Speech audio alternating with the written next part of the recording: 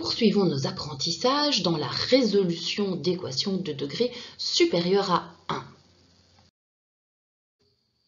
Vous avez déjà réalisé le plus difficile, à savoir profiler le type d'équation, et dans le cas qui nous occupe, ce sont des équations de degré supérieur à 1 afin d'appliquer le bon procédé. Ici, il s'agit du mode opératoire RPN, à savoir primo, je rends l'équation nulle, deuxio, je factorise, dans l'objectif d'obtenir mon produit nul.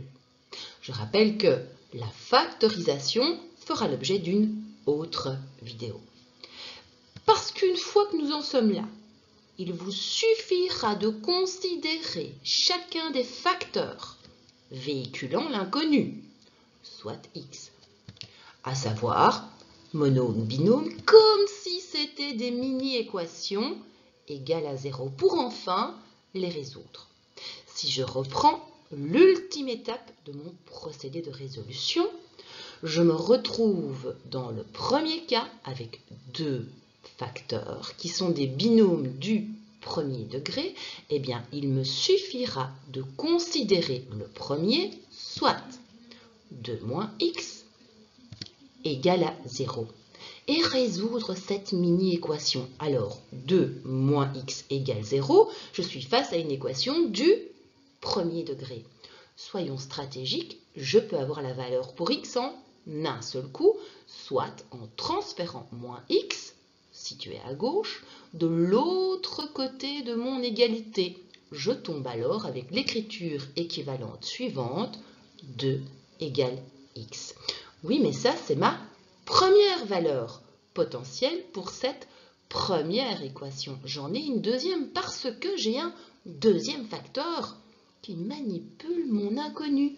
Je crée donc ma deuxième mini-équation, soit 3x plus 5 étant égal à 0. C'est une autre possibilité. À nouveau, je me retrouve face à une équation du premier degré. Il n'y a pas de calcul à devoir opérer. Par contre, vient le moment du tri. Je vais neutraliser ce plus 5, situé à gauche, en le balançant de l'autre côté de mon égal, me retrouvant alors avec l'écriture équivalente 3x égale moins 5. Reste à isoler x en neutralisant son coefficient. Qui dit coefficient dit facteur. Comment je neutralise un facteur? En le divisant par lui-même. Dès lors, x aura pour seconde valeur potentielle moins 5 tiers. Vous l'aurez compris, lorsqu'on résout des équations de degré supérieur à 1, on peut tout à fait se retrouver avec plusieurs éléments de réponse possibles correspondant à cette égalité pour mon premier exemple. Vient le moment où je symbolise ma solution, grand S accolade, et j'insère les différentes valeurs trouvées pour x, à savoir moins 5 tiers et 2. Vous observerez que je les ai classés par ordre croissant. Est-ce que c'est une obligation? Absolument pas, étant donné que pour le symbole, nous utilisons des accolades et non pas des parenthèses. Reste à faire de même pour nos deux autres résolutions produits nuls, à savoir considérer chacun des facteurs manipulant l'inconnu comme si c'était une mini-équation égale à 0. Alors, attention les amis, ici, nous avons pour premier facteur un monôme, et je rappelle qu'au niveau des monômes, le degré est libre. Je vais donc créer la mini-équation 2x³ égale 0. Comment va-t-on opérer? Très simplement, je vous emmène dans ma bulle. Alors, lorsque j'ai 2x³ égale 0, en réalité, ce 2x³ n'est rien d'autre qu'un monôme de degré 3. Or, vous le savez, un monôme n'est rien d'autre qu'un produit de facteurs. La seule façon pour que ce produit me donne pour résultat 0, c'est que x³, ma puissance x³, soit égale à 0. Or, pour que cette puissance soit égale à 0, il faut que sa base soit x sera elle-même égale à 0. Si je prends maintenant un autre exemple, imaginez que vous ayez pour monôme, je rappelle que le degré importe peu, le monôme moins 4x6 égale 0. Petite équation. Je dois identifier la valeur d'un seul x, mais on s'en fout en réalité. Pourquoi? Parce qu'à nouveau, j'ai un monôme de degré 6, mais un monôme, c'est un produit de facteurs. La seule façon pour que ce produit tienne la route et me donne 0, c'est que ma puissance x6 soit égale à 0. Et pour que cette puissance soit égale à 0, il faut que sa base x soit égale à 0. Bien oui, 0 exposant 6, ça me donne 0. 0 fois moins 4 me donne bien 0. Ce qu'il faut retenir, c'est que dès que votre facteur est un monôme, le degré n'a aucune importance. Vous aurez toujours la même valeur pour un seul x, à savoir x égale 0. Mais ça, c'est ma première valeur parce que premier facteur véhiculant mon inconnu. J'ai un deuxième facteur qui véhicule mon inconnu, mais là, c'est un binôme. Je crée ma deuxième mini-équation, soit x moins 2 égale 0. Que vaut x? C'est une équation du premier degré. Il suffit d'isoler x en transférant moins 2 de l'autre côté, qui va apparaître sous sa forme opposée, donc de façon équivalente ici. Que devient mon équation? X sera égal à 2. 2 étant la deuxième valeur réelle répondant à cette deuxième équation de degré supérieur à 1. Mais j'ai une troisième valeur potentielle parce que troisième facteur qui véhicule à nouveau mon inconnu, x. Je crée donc ma troisième mini-équation, soit x plus 5 égale 0. Que vaut x? Il suffit de l'isoler à gauche, je transfère le plus 5 à droite, x vaudra moins 5. Reste à symboliser l'ensemble des solutions pour cette égalité. Elles sont au nombre de 3. J'ai choisi de les classer par ordre croissant, moins 5, 0 et 2. Reste maintenant à faire exactement la même chose pour ce RPN.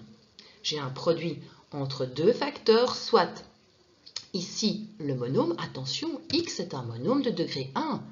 Alors, ça paraît évident, mais souvent on l'oublie. X, c'est un monôme de degré 1 qui manipule mon inconnu x. Donc, quelle est la valeur ici pour un seul x? La première des valeurs possibles, c'est 0. Quant à la deuxième valeur possible, je dois créer ma deuxième mini-équation. Il s'agira du binôme du premier degré, x moins 5 égale 0. Que vaut x? Eh bien, x vaudra 5. Combien de valeurs ici répondent à cette égalité, à cette équation de degré supérieur à 1? J'en ai deux, soit 0 et 5. Petit arrêt sur image afin d'être certaine que vous avez compris comment cibler un RPN, ça c'est la première chose, et surtout, à partir de cela, identifier l'ensemble des solutions. C'est parti, on va analyser la première série d'exercices, ici à ma gauche. Alors, numéro 1, es-tu un RPN? C'est plutôt bien parti, j'ai une égalité d'abord qui est nulle. Ensuite, dans le premier membre, j'observe que j'ai un produit entre deux facteurs et ces facteurs répondent aux conditions d'être RPN, soit binôme degré 1. Numéro 1, tu es un RPN. Numéro 2, es-tu un RPN? C'est plutôt bien parti aussi, j'ai une égalité nulle. Mais attention, au niveau du deuxième membre, c'est bien une somme qui sépare ces deux binômes du premier degré. Jusqu'à dernier ordre, une somme est loin d'être un produit. Numéro 2, tu n'es pas un RPN. Numéro 3, j'ai une égalité qui est nulle, mais dans le premier membre, j'ai une soustraction. Une soustraction n'est pas un produit. Numéro 3, tu n'es pas un RPN. Quant au numéro 4, j'ai une égalité qui est nulle, et dans le premier membre, j'ai bien un produit entre deux facteurs qui correspondent bien aux conditions pour être un produit nul, soit deux binômes de degré 1. Numéro 4, je t'annonce que tu es un RPN. Deuxième étape, si c'est un RPN, identifier l'ensemble des solutions. Je vais devoir identifier les solutions pour numéro 1 et numéro 4. Je vais donc créer mes mini-équations. C'est parti. Alors, dans le numéro 1, premier facteur qui manipule mon inconnu, et je crée ma première mini-équation, x-5 égale 0. Que vaut x? Je transfère le moins 5 de l'autre côté de l'égalité. X vaudra 5. Ça, c'est ma première valeur. Mais il y en a une deuxième. Pourquoi? Parce que deuxième facteur qui manipule mon inconnu. Je crée donc ma deuxième mini-équation, x plus 1 égale 0. Que vaudra x? X vaudra moins 1. Voilà les deux solutions pour numéro 1. Quant à numéro 4, même démarche. Pour le premier facteur, je crée ma première mini-équation, x moins 1 égale 0. Que vaut x? X vaudra 1. Quant au deuxième facteur, il manipule également mon inconnu. Je crée donc ma deuxième mini-équation, 5 moins x égale 0. Que vaut x? Il me suffit de transférer le moins x de l'autre côté, ainsi il devient positif et donc x vaut 5. Passons à la deuxième série. Est-ce que numéro 5 est un RPN? Produit nul. Ben non, regardez. Ici, j'ai une égalité qui n'est pas nulle puisque j'ai la valeur 3 dans le deuxième membre. Numéro 5, je t'annonce que tu n'es absolument pas un RPN.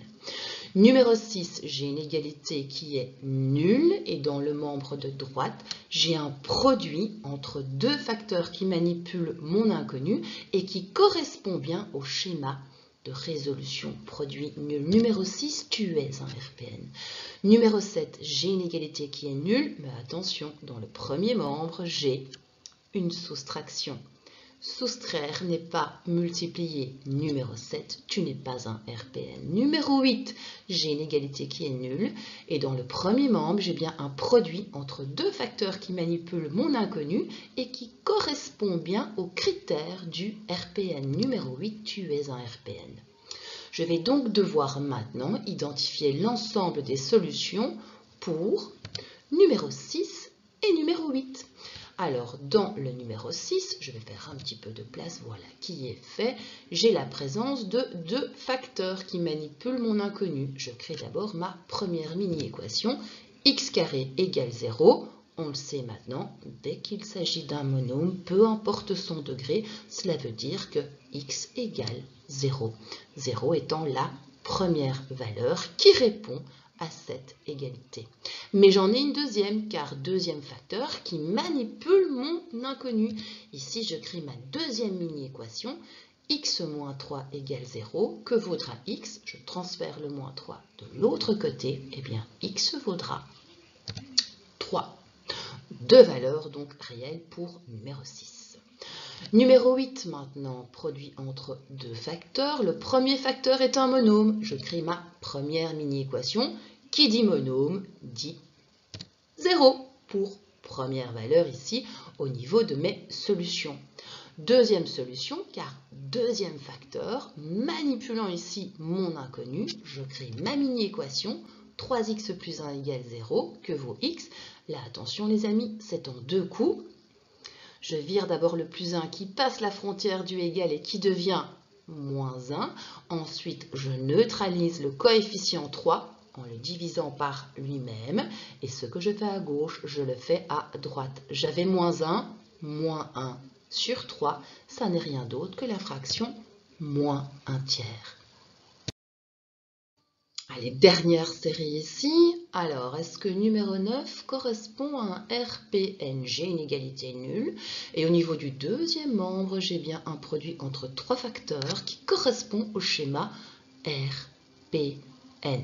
Monôme, le degré on s'en fout. Binôme, 9 fois sur 10, degré 1. Numéro 9, tu es un RPN.